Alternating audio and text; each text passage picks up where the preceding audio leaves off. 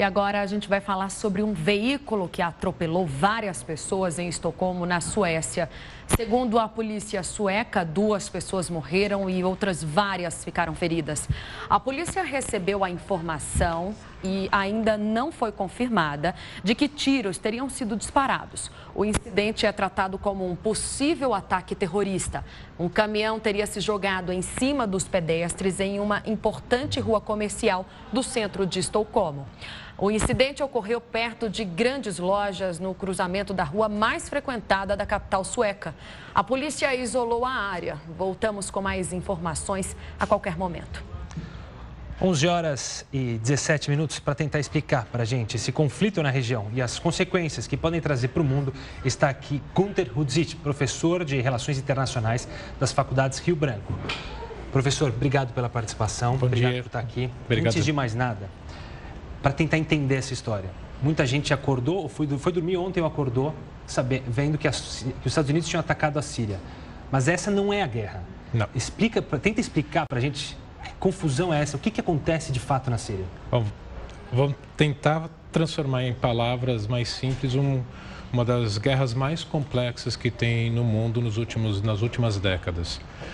Como a gente pode ver aqui, o mapa, a Síria está localizada numa posição estratégica, que é no Oriente Médio, a Europa está mais para cá, a África, Israel está aqui, Egito, a Arábia Saudita, o Irã um pouco mais para cá, Iraque. É um centro importante de cruzamentos historicamente de comércio e mais recentemente também petróleo, mas de interesses de potências regionais e globais. Desde 79, quando houve a Revolução Iraniana no Irã, caiu o Shah Reza Pahlavi, que era o líder iraniano, que era o maior aliado dos Estados Unidos na região. Os americanos passaram a apoiar a Arábia Saudita como a potência regional. Mas nos últimos anos o Irã vem crescendo fortemente e a influência iraniana tem crescido muito. Desde então, desde que em 2003 o governo americano derrubou Saddam Hussein quando ele invadiu o Iraque, a influência iraniana já está no Iraque. A influência iraniana no Líbano já é muito grande e, portanto, essa ligação com Síria faz com que essa presença iraniana saia do Irã, Iraque, Síria e chegando aqui no Líbano, portanto, cortando esse mundo de influência saudita ao meio. Além da influência geopolítica, também se fala da guerra sectária que existe ali, das religiões em conflito. E o Estado Islâmico aproveitou-se muito bem desse conflito, desse interesse econômico, para criar uma guerra dentro da guerra? Na verdade, os governos criaram isso. O Estado Islâmico cresceu com uma ajuda dos países do Golfo, ou seja, Arábia Saudita, Bahrein, Emirados Árabes Unidos, ou seja, esses governos estão usando a religião, a divisão entre sunitas e xiitas, esses países árabes capitaneados pela Arábia Saudita, xiitas fundamentalmente que tem na Síria e sul do Iraque, ou seja, eles estão usando a religião como um instrumento político entre eles. E aí cria essa divisão sectária e que hoje a Síria, que começou com uma revolta interna, virou uma guerra de religião também. Professor, eu acho interessante para fazer essa analogia, porque as pessoas não entendem, muitas pessoas, porque o Oriente é muito diferente do Ocidente. Mas é possível fazer uma analogia com o que a gente teve lá atrás, o que a gente já tem até hoje em alguns setores da Europa, entre protestantes e católicos? Isso. Os dois lados, como você colocou na Europa, os dois lados são cristãos, os dois lados acreditam em Jesus, mas tem duas linhas separadas e que durante séculos se mataram por causa dessa divisão. E até hoje em dia ainda se estranha por causa dessa divisão. Na região você tem, os dois lados são muçulmanos, mas os dois seguem duas linhas diferentes em quem seria o legítimo sucessor de Maomé, o profeta que trouxe as palavras de Alá, segundo eles, para a terra. Então, tem essa divisão que, em parte, é parecida, sim, com o que ocorre no cristianismo. E, portanto, você também teve, na Europa, durante séculos, os governos usando da religião para os seus interesses políticos. Não é muito diferente do que o Ocidente já fez. Voltando a falar da influência de outros países, de outras potências. Essa influência, principalmente agora, a entrada dos Estados Unidos não, mas os Estados Unidos sempre esteve presente ali no Oriente Médio. Só que com o governo de Barack Obama, havia uma questão de acusar Bashar al-Assad pelo extermínio que estava lá. Donald Trump entrou e falou que Bashar al-Assad era amigo dos Estados Unidos porque lutava contra o Estado Islâmico. Hoje foi uma ruptura, ou melhor, ontem foi uma ruptura. Definitivamente foi uma ruptura de Donald Trump, do governo americano, com Bashar al-Assad? Com certeza foi uma mudança muito grande, porque menos de uma semana atrás ele disse publicamente numa entrevista que Bashar al-Assad era um problema para os sírios, não para os Estados Unidos. Então, o que houve dessa mudança?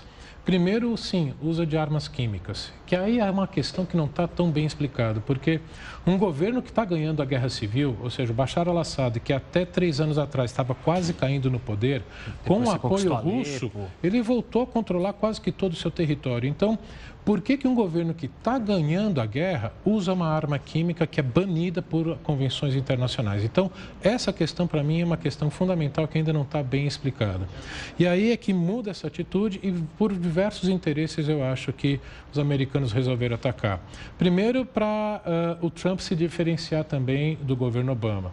Até porque ele não houve um pedido para o Congresso. Não houve. Ele até mesmo assumiu e falou que ele que tomou a decisão sem contar com o Congresso. Coisa que o Obama nunca fazia, né? O Obama sempre queria dialogar com o Congresso. Tem, então, esse lado que é de termos em política interna americana.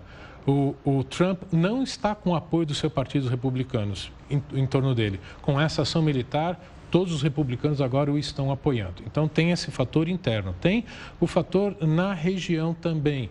Ou seja, a influência russa cresceu demais. Então, essa foi uma oportunidade em que eles vão considerar legítimo uma intervenção por ter usado uma arma proibida por acordos internacionais. Então, os americanos voltarem ao jogo, coisa que praticamente eles tinham saído da cena do jogo sírio. E tem um outro que poucas pessoas estão prestando atenção, que é a Coreia do Norte, que está com um programa de uma bomba atômica, desenvolvendo mísseis, e que, de novo, no começo da semana, alguns membros do governo americano já vinham falando, se a China não tomar nenhuma atitude, nós vamos agir, até mesmo sozinhos militarmente. Não é à toa que esses dias, lá na Flórida, o presidente Trump está conversando com o presidente chinês Xi Jinping. Ou seja, está mandando um recado direto para a Coreia do Norte e para o próprio governo chinês. Se você não tomar uma atitude, eu tomo. Olha o que eu fiz na Síria. Porque tem algo também aí que é bastante claro, que os americanos avisaram os russos desse ataque. E os russos não reagiram.